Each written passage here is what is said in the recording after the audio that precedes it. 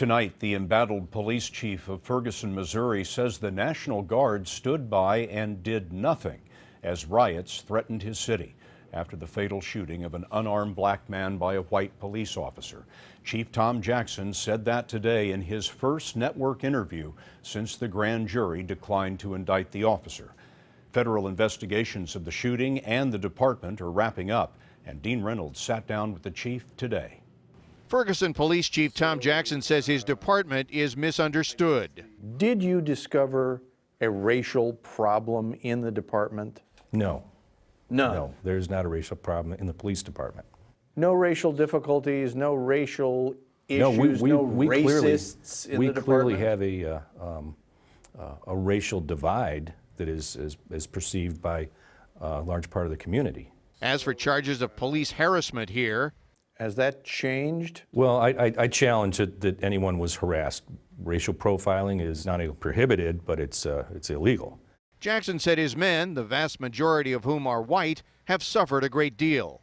The officers have been under a lot of pressure since August. They've taken a lot of abuse.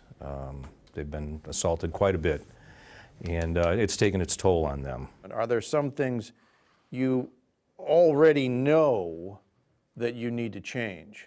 Well, yeah, we've had some consultants come in, some hired by the Justice Department to take a look at for example, our workflow, our staffing, so that we have more officers on the street and more community relations officers who can do outreach. The Ferguson department, he says, is recruiting African Americans to join the handful who work for him now.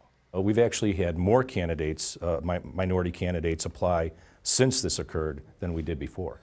And on the rioting that followed the grand jury decision not to indict Officer Darren Wilson, we were just overwhelmed. Did you get enough help from the National Guard? On that night?